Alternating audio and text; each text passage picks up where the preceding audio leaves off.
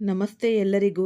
Lucky life ಟಿಪ್ಸ್ಗೆ ನಿಮಗೆಲ್ಲರಿಗೂ ಸ್ವಾಗತ. ಈ ಕುಂಭರಾಶಿಯವರ ಸ್ವಭಾವ ಹೊರಗಿನಿಂದ ನೋಡಿದರೆ ಶಾಂತ, ಬುದ್ಧಿವಂತ ಮತ್ತು ಈ ಸಹಾಯಕರಂತೆ ಕಾಣುತ್ತದೆ. ಆದರೆ ಒಳಗಿನಿಂದ ಅವರು ತುಂಬಾನೇ ಆಳವಾದ ಮತ್ತು ರಹಸ್ಯಮಯ ವ್ಯಕ್ತಿತ್ವ ಹೊಂದಿದ್ದಾರೆ. ಇದೇ ಕಾರಣಕ್ಕೆ ಕುಂಭರಾಶಿಯವರು ಯಾರ ಮೇಲಾದರೂ ತಕ್ಷಣ ನಂಬಿಕೆ ಇಡುವುದಿಲ್ಲ. ಆದರೆ ಒಮ್ಮೆ ನಂಬಿದರೆ ಪೂರ್ಣ ಹೃದಯದಿಂದ ನಂಬುತ್ತಾರೆ. ಇದೇ ನಂಬಿಕೆ ಕೆಲವೊಮ್ಮೆ ಅವರ ಅತ್ಯಂತ ದೊಡ್ಡ ದುರ್ಬಲತೆಯಾಗಿ ಪರಿಣಮಿಸುತ್ತೆ. ಕುಂಭರಾಶಿಗೆ ಒಂದು ಗುಪ್ತ ಶತ್ರು ಇದ್ದಾನೆ. ಅವನು ತೆರೆದಾಗಿ ಶತ್ರುತ್ವ ತೋರಿಸುವುದಿಲ್ಲ, ಬದಲಿಗೆ ಸ್ನೇಹಿತನಾಗಿ ಹತ್ತಿರ ಬರುತ್ತಾನೆ. ಜೊತೆಯಲ್ಲಿ ನಡೆಯುತ್ತಾನೆ, ನಗುತ್ತಾನೆ, ಸಲಹೆ ಕೊಡುತ್ತಾನೆ ಮತ್ತು ನಿಧಾನವಾಗಿ ಒಳಗೊಳಗೆ ಹಾನಿ ಮಾಡುತ್ತಾನೆ. ಈ ಶತ್ರು ಬಹುಸಾರ ಕುಂಭರಾಶಿಯವರು ತಮ್ಮ ಅತ್ಯಂತ ಹತ್ತಿರದ ವ್ಯಕ್ತಿ ಎಂದು ಭಾವಿಸಿದವನೇ ಆಗಿದ್ದಾನೆ.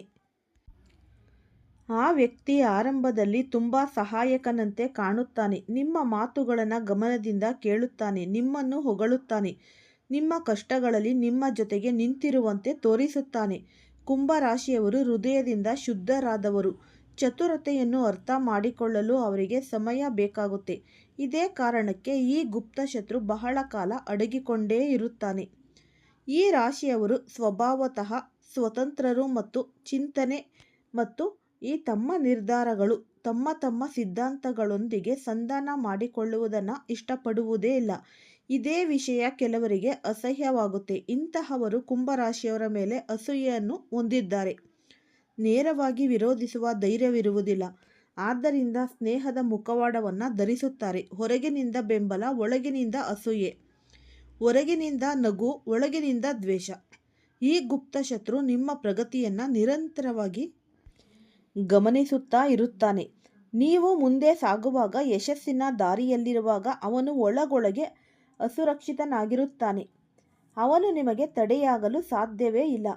ಈ ಉಪಯುಕ್ತವಾದ ಮಾಹಿತಿ ಫಸ್ಟಿಂದ ಹಿಡಿದು ಕೊನೆ ತನಕ ಸ್ಕಿಪ್ ಮಾಡ್ದಲೇ ನೋಡಿದ್ರೆ ತುಂಬಾ ಉಪಯುಕ್ತವಾದ ಮಾಹಿತಿ ನಿಮಗೂ ಕೂಡ ಲಭಿಸುತ್ತೆ.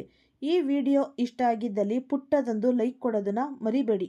ಕುಂಭರಾಶಿಯವರು ಯಾರೆಲ್ಲ ಇದ್ದೀರಾ ಅವರು ಹೆಚ್ಚಾಗಿ ಈ ವಿಡಿಯೋವನ್ನು ಶೇರ್ ಮಾಡಿ. ಓಂ ಶ್ರೀ ಶನೇಶ್ವರಾಯ ನಮಃ ಅಂತ ಕಮೆಂಟ್ ಬಾಕ್ಸ್ನಲ್ಲಿ ಕಮೆಂಟನ್ನು ಹಾಕಿ. ಇಲ್ಲಾಂದರೆ ನಿಮ್ಮ ಮನೆ ದೇವರು, ನಿಮ್ಮ ಕುಲದೇವರ ಹೆಸರನ್ನು ಈ ಕಮೆಂಟ್ ಬಾಕ್ಸ್ನಲ್ಲಿ ಹಾಕಿ.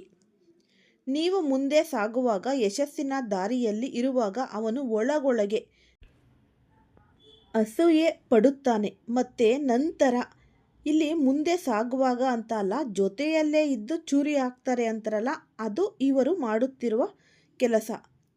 ಕೆಲವೊಮ್ಮೆ ತಪ್ಪು ಸಲಹೆ ನೀಡಿ, ಕೆಲವೊಮ್ಮೆ ಭಯ ಹುಟ್ಟಿಸಿ, ಇನ್ನೊಮ್ಮೆ ಇನ್ನೂ ಸ್ವಲ್ಪ ಕಾಯಿರಿ, ಈಗಿರುವುದೇ ಚೆನ್ನಾಗಿದೆ ಎಂದು ಹೇಳಬಹುದು.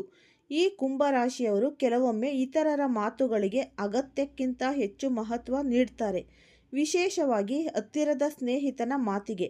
ಈ ಗುಪ್ತ ಶತ್ರು ನಿಮ್ಮ ದುರ್ಬಲತೆಯನ್ನು ಚೆನ್ನಾಗಿ ತಿಳಿದಿರುತ್ತಾನೆ. ನಿಮಗೆ ಯಾವ ಮಾತು ನೋವು ಕೊಡುತ್ತೆ, ಯಾವ ವಿಷಯದಲ್ಲಿ ನೀವು ಗೊಂದಲಕ್ಕೆ ಈಡಾಗ್ತೀರಾ ಎಂಬುದನ್ನು ಅವನು ಚೆನ್ನಾಗಿ ಅರಿತಿರುತ್ತಾನೆ. ಅದನ್ನೇ ಅವನು ಬಳಸಿಕೊಳ್ತಾನೆ. ಕೆಲವೊಮ್ಮೆ ಹಾಸ್ಯದ ಹೆಸರಿನಲ್ಲಿ, ಕೆಲವೊಮ್ಮೆ ಸಲಹೆಯ ರೂಪದಲ್ಲಿ, ಕೆಲವೊಮ್ಮೆ ಈ ಚಿಂತೆ ತೋರಿಸಿ. ಅತ್ಯಂತ ಅಪಾಯಕಾರಿ ಸಂಗತಿ ಎಂದರೆ ಈ ಶತ್ರು ಎಂದಿಗೂ ತನ್ನನ್ನು ಶತ್ರುವೆಂದು ತೋರಿಸಿಕೊಳ್ಳೋದೇ ಇಲ್ಲ. ಅವನು ಸದಾ ನಿಮ್ಮ ಪಕ್ಕದಲ್ಲೇ ನಿಂತಿರುವಂತೆ ಕಾಣಿಸ್ತಾನೆ. ಆದರೆ ಅವನ ಹಾಜರಾತಿಯ ನಂತರ ನಿಮ್ಮ ಜೀವನದಲ್ಲಿ ಅಸಮಾನ್ಯವಾದ ಸ್ಥಗಿತ ಉಂಟಾಗುತ್ತೆ. ಈ ಪರಿಶ್ರಮ ಒಂದೇ ಇದ್ದರೂ ಫಲ ಸಿಗುತ್ತಿಲ್ಲವೆಂದು ನಿಮಗೆ ಅನಿಸುತ್ತೆ. ಶಕ್ತಿ ಕುಗ್ಗುತ್ತಿರುವಂತೆ, ಮನಸ್ಸು ಭಾರವಾಗುತ್ತಿರುವಂತೆ ಭಾಸವಾಗುತ್ತೆ. ಈ ಕುಂಭರಾಶಿಯವರು ಅರಿಯಬೇಕಾದ ಅತ್ಯಂತ ಮುಖ್ಯವಾದ ವಿಷಯ: ಪ್ರತಿ ನಗುವ ಮುಖವು ಸ್ನೇಹಿತನಲ್ಲ, ಪ್ರತಿ ಸಲಹೆ ನೀಡುವವನು ಹಿತೈಷಿಯೂ ಅಲ್ಲ. ಕೆಲವರು ಕೇವಲ ನಿಮ್ಮ ಬೆಳಕಿನಲ್ಲಿ ತಮ್ಮ ನೆರಳನ್ನು ಮರೆಮಾಚಿಕೊಳ್ಳಲು ಮಾತ್ರ ಹತ್ತಿರ ಇರ್ತಾರೆ. ಈ ರಾಶಿಯ ಜೀವನದಲ್ಲಿ ಸ್ನೇಹಿತನಾಗಿರುವ ಈ ಗುಪ್ತ ಶತ್ರುವಿನ ಗುರುತು ನಿಧಾನವಾಗಿ ಗೋಚರಿಸುತ್ತೆ. ಅವನು ಒಂದು ದಿನದಲ್ಲೇ ನಿಮಗೆ ಹೊರಗೆ ಬರುವುದಿಲ್ಲ. ಸಮಯ ತೆಗೆದುಕೊಳ್ತಾನೆ, ನಂಬಿಕೆ ಗಳಿಸುತ್ತಾನೆ ಮತ್ತು ನಂತರ ಸೂಕ್ಷ್ಮವಾಗಿ ತನ್ನ ಕೆಲಸ ಆರಂಭಿಸುತ್ತಾನೆ. ಈ ಭಾಗದಲ್ಲಿ ಕುಂಭರಾಶಿಯವರು ಸಮಯಕ್ಕೆ ಸರಿಯಾಗಿ ಅರ್ಥ ಮಾಡಿಕೊಂಡರೆ ದೊಡ್ಡ ನಷ್ಟದಿಂದ ತಪ್ಪಿಸಿಕೊಳ್ಳಬಹುದಾದ ಸಂಕೇತಗಳ ಬಗ್ಗೆ ಮಾತನಾಡಲಾಗುತ್ತೆ. ಈ ಮೊದಲ ಸಂಕೇತ ಶಕ್ತಿಯ ಕುಸಿತ. ಆ ವ್ಯಕ್ತಿಯೊಂದಿಗೆ ಹೆಚ್ಚು ಸಮಯ ಕಳೆಯುವಾಗ ಅವನು ಸಲಹೆ ಅನುಸರಿಸಿದ ನಂತರ ನಿಮಗೆ ಅಸಾಮಾನ್ಯವಾದ ದಣಿವು, ಮನಸ್ಸಿನ ಭಾರ ಮತ್ತು ಉತ್ಸಾಹದ ಕೊರತೆ ಅನುಭವಿಸುತ್ತೆ. ಈ ರಾಶಿಯವರು ಸಾಮಾನ್ಯವಾಗಿ ಶಕ್ತಿವಂತರಾಗಿರುತ್ತಾರೆ, ಆದರೆ ಈ ಗುಪ್ತ ಶತ್ರು ಆಸಕ್ತಿಯನ್ನು ನಿಧಾನವಾಗಿ ಹೀರಿಕೊಳ್ತಾನೆ. ಮತ್ತು ಎರಡನೆಯದಾಗಿ ಈ ಸಂಕೇತ ನಿಮ್ಮ ಸಂತೋಷದ ಮೇಲೆ ಅವನು ಮೌನ. ನೀವು ಯಶಸ್ಸು ಪಡೆದಾಗ ಅಥವಾ ಒಳ್ಳೆಯ ಸುದ್ದಿ ಹೇಳಿದಾಗ ಅವನು ಹೆಚ್ಚು ಉತ್ಸಾಹ ತೋರಿಸುವುದಿಲ್ಲ. ಅವನ ಅಭಿನಂದನೆಗಳು ಔಪಚಾರಿಕವಾಗಿರುತ್ತೆ. ಕೆಲವೊಮ್ಮೆ ವಿಷಯವನ್ನು ಬದಲಾಯಿಸುತ್ತಾನೆ ಅಥವಾ ತನ್ನ ಸಮಸ್ಯೆಗಳ ಬಗ್ಗೆ ಮಾತನಾಡಲು ಪ್ರಾರಂಭಿಸುತ್ತಾನೆ. ಮತ್ತು ನಿಮ್ಮ ದುಃಖದಲ್ಲಿ ಅವನ ಅತಿಯಾದ ಆಸಕ್ತಿ. ನೀವು ನೋವಿನಲ್ಲಿರುವಾಗ ಅವನು ತುಂಬ ಗಮನದಿಂದ ಕೇಳುತ್ತಾನೆ, ಅದೇ ವಿಷಯಗಳನ್ನು ಮರು ಕೇಳ್ತಾನೆ. ಮತ್ತು ಹೊರಗಿನಿಂದ ಇದು ಸಹಾನುಭೂತಿಯಂತೆ ತೋರುತ್ತೆ, ಆದರೆ ಒಳಗಿನಿಂದ ಅವನು ನಿಮ್ಮ ದುರ್ಬಲತೆಯನ್ನು ಸಂಗ್ರಹಿಸಿ ಇರುತ್ತಾನೆ. ಮತ್ತು ಈ ಸಂಕೇತ ನಿಮ್ಮನ್ನು ಇತರರಿಂದ ದೂರ ಮಾಡುವುದು. ಅವನು ನನ್ನ ಹೊರತು ಯಾರೂ ನಿನ್ನನ್ನು ಅರ್ಥ ಮಾಡಿಕೊಳ್ಳುವುದಿಲ್ಲ ಎಂಬ ಭಾವನೆ ಮೂಡಿಸುತ್ತಾನೆ. ನಿಮ್ಮ ಇತರ ಸ್ನೇಹಿತರು, ಸಂಬಂಧಿಕರು ಅಥವಾ ಈ ಸಹ ಉದ್ಯೋಗಿಗಳ ಬಗ್ಗೆ ಕೆಟ್ಟ ಮಾತು ಹೇಳುತ್ತಾನೆ.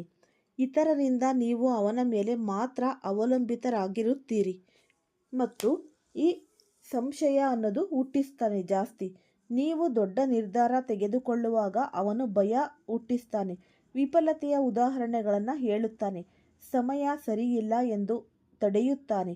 ಮತ್ತು ಈ 6ನೇ ಸಂಕೇತ ನಿಮ್ಮ ಮಿತಿಗಳ ಉಲ್ಲಂಘನೆ. ಅವನು ನಿಮ್ಮ ಖಾಸಗಿ ವಿಷಯಗಳಲ್ಲಿ ಅತಿಯಾದ ಹಸ್ತಕ್ಷೇಪ ಮಾಡೋದು, ಅನುಮತಿ ಇಲ್ಲದೆ ಸಲಹೆ ನೀಡೋದು, ನಿಮ್ಮ ನಿರ್ಧಾರಗಳ ಮೇಲೆ ಹಕ್ಕು ತೋರಿಸೋದು. ಮತ್ತು 7ನೆಯ ಸಂಕೇತ ಬೆನ್ನ ಹಿಂದೆ ಮಾಡಿದ ಸಿಹಿ ಮಾತುಗಳ ವಿಷಯ. ಅವನು ನಿಮ್ಮ ಮಾತುಗಳನ್ನು ಇತರರಿಗೆ ತಲುಪಿಸೋದು, ಆದರೆ ತಿರುವು ಮುರುವಿನೊಂದಿಗೆ ತನ್ನನ್ನು ನಿರಪರಾಧಿಯಂತೆ ತೋರಿಸಿ ನಿಮ್ಮನ್ನು ತಪ್ಪಾಗಿ ಚಿತ್ರಿಸುತ್ತಾನೆ. ನಿಮ್ಮ ಪ್ರಗತಿಯಲ್ಲಿ ಅಚಾನಕ ಅಡ್ಡಿ. ಪರಿಶ್ರಮ ಮಾಡಿದರೂ ಯೋಜನೆಗಳು ಕೊನೆಯ ಕ್ಷಣದಲ್ಲಿ ಆಟವಾಗುತ್ತೆ. ಆತ್ಮವಿಶ್ವಾಸ ಕುಸಿಯುತ್ತೆ. ಬಹುಸಾರ ಇತರ ಹಿಂದೆ ನೀವು ಯೋಚನೆ ಇಲ್ಲದೆ ನಂಬಿಕೆ ಅದೇ ವ್ಯಕ್ತಿ ಇರುತ್ತಾನೆ. ಈ ಕುಂಭರಾಶಿಯವರ ಅತಿ ದೊಡ್ಡ ಶಕ್ತಿ ಅವರ ವಿಭಿನ್ನ ಚಿಂತನೆ, ಆದರೆ ಅದೇ ಕೆಲವೊಮ್ಮೆ ದುರ್ಬಲತೆಯೂ ಆಗುತ್ತೆ. ಅವರು ಎಲ್ಲರೂ ತಮ್ಮಂತೆಯೇ ಶುದ್ಧ ಹೃದಯದವರು ಎಂದು ಭಾವಿಸುತ್ತಾರೆ. ಗುಪ್ತಶತ್ರು ಇದೇ ಚಿಂತನೆಯನ್ನು ಬಳಸಿಕೊಳ್ತಾನೆ. ಈ ರಾಶಿಯವರು ಅರಿಯಬೇಕಾದ ಮುಖ್ಯ ವಿಷಯ ಶತ್ರು ಯಾರು ಎಂಬುದಲ್ಲ, ಅವನಿಂದ ತಮಗೆ ಹೇಗೆ ರಕ್ಷಣೆ ಪಡೆಯುವುದು ಎಂಬುದೇ ಮುಖ್ಯ. ಯಾಕೆಂದರೆ ಶತ್ರು ಸ್ನೇಹಿತನ ರೂಪದಲ್ಲಿದ್ದಾಗ ನೇರ ಸಂಘರ್ಷ ಇನ್ನಷ್ಟು ನಷ್ಟ ಉಂಟು ಮಾಡಬಹುದು. ಮೊದಲ ಹೆಜ್ಜೆ ಭಾವನಾತ್ಮಕ ಅಂತರ ನಿರ್ಮಿಸುವುದು. ನಿಮ್ಮ ಖಾಸಗಿ ವಿಚಾರಗಳು, ಈ ಭಯಗಳು, ಕನಸುಗಳು ಮತ್ತು ಯೋಜನೆಗಳನ್ನು ಹಂಚಿಕೊಳ್ಳುವುದನ್ನು ನಿಧಾನವಾಗಿ ಕಡಿಮೆ ಮಾಡಿ. 2ನೇ ಹೆಜ್ಜೆ ನಿಮ್ಮ ಶಕ್ತಿಗೆ ಗಮನ ಕೊಡಿ. ಮನಸ್ಸು ಭಾರವಾಗುತ್ತಿದ್ದರೆ ಮಿತಿಯನ್ನು ನಿಗದಿ ಮಾಡಿ. 3ನೇ ಹೆಜ್ಜೆ ಸಲಹೆಯನ್ನು ಪರೀಕ್ಷಿಸಿ. ಅದು ನಿಮ್ಮನ್ನು ಮುಂದೆ ಕೊಂಡೊಯ್ಯುತ್ತಿದೆಯೋ ಅಥವಾ ತಡೆಯುತ್ತಿದೆಯೋ ಎಂದು ಯೋಚಿಸಿ. ಮತ್ತು ನೀವು ನಿಮ್ಮ ಯೋಜನೆಗಳನ್ನು ಗುಪ್ತವಾಗಿ ಇಡಿ. ಯಶಸ್ಸು ಶಾಂತಿಯಲ್ಲಿ ಬೆಳೆಯುತ್ತೆ ಮತ್ತು ಆತ್ಮವಿಶ್ವಾಸವನ್ನು ಬಲಪಡಿಸಿ. ಈ 6ನೇ ಹೆಜ್ಜೆ ಸ್ಪಷ್ಟ ಮಿತಿಯನ್ನು ನಿಗದಿ ಮಾಡಿ. 7ನೇ ಹೆಜ್ಜೆ ಇತರರೊಂದಿಗೆ ಸಂಪರ್ಕ ಹೆಚ್ಚಿಸಿ. 8ನೇ ಹೆಜ್ಜೆ ಪ್ರತಿಕ್ರಿಯೆ ನೀಡುವುದನ್ನು ನಿಲ್ಲಿಸಿ. ನಿಮ್ಮನ್ನು ನೀವೇ ಈ ದೋಷ ರೂಪಿಸಿಕೊಳ್ಳುವುದನ್ನು ಬಿಡಿ. 10 ಮತ್ತು ಅತ್ಯಂತ ಮುಖ್ಯ ಹೆಜ್ಜೆ ಈ ಸಮಯಕ್ಕೆ ಬಿಡುವುದು. ಈ ಗುಪ್ತ ಶತ್ರುವಿನಿಂದ ದೂರವಾದ ಕ್ಷಣದಿಂದಲೇ ನಿಮ್ಮ ಶಕ್ತಿ ಮರಳುತ್ತಿರುವಂತೆ ಅನುಭವಿಸುತ್ತೆ. ನಿರ್ಧಾರಗಳು ಸ್ಪಷ್ಟವಾಗುತ್ತೆ, ಮನಸ್ಸು ಹಗುರವಾಗುತ್ತೆ, ಆಟಕ್ಕಿದ್ದ ತೆರೆಸಗಳು ಸಗಾರವಾಗಿ ಸಾಗಲು ಪ್ರಾರಂಭಿಸುತ್ತೆ. ಇದು ಸಂಯೋಗವಲ್ಲ, ಇದು ನೀವು ಸರಿಯಾದ ಸಮಯದಲ್ಲಿ ಸರಿಯಾದ ನಿರ್ಧಾರ ತೆಗೆದುಕೊಂಡಿರುವ ಸಂಕೇತ. ಕುಂಭರಾಶಿಯವರ ಭಾಗ್ಯವು ಅವರು ತಮ್ಮನ್ನು ತಾವೇ ಈ ಪ್ರಾಮಾಣಿಕತೆ ನೀಡಲು ಕಲಿತಾಗ ಹೊಳೆಯುತ್ತೆ. ಎಲ್ಲರನ್ನ ಸಂತೋಷಪಡಿಸುವ ಪ್ರಯತ್ನದಲ್ಲಿ ಅವರು ತಮ್ಮನ್ನೇ ಮರೆತು ಬಿಡ್ತಾರೆ. ಆದರೆ ಈಗ ಸಮಯ ಬಂದಿದೆ ತಮಗಾಗಿ ಬದುಕುವ. ತಮ್ಮ ಷರತ್ತುಗಳ ಮೇಲೆ ನಡೆಯುವ. ನೆನಪಿಟ್ಟುಕೊಳ್ಳಿ, ಪ್ರತಿಯೊಬ್ಬ ಶತ್ರು ಎದುರಿನಿಂದ ದಾಳಿ ಮಾಡುವುದೇ ಇಲ್ಲ. ಕೆಲವರು ಈ ಬೆನ್ನು ತಟ್ಟಿದ ದಾಳಿ ಮಾಡ್ತಾರೆ, ಆದರೆ ನೀವು ಜಾಗೃತರಾದಾಗ ಅವರ ಪ್ರತಿಯೊಂದು ದಾಳಿಯೂ ವ್ಯರ್ಥವಾಗುತ್ತೆ. ಇದು ಅಂತ್ಯವಲ್ಲ, ಇದು ಒಂದು ಹೊಸ ಆರಂಭ.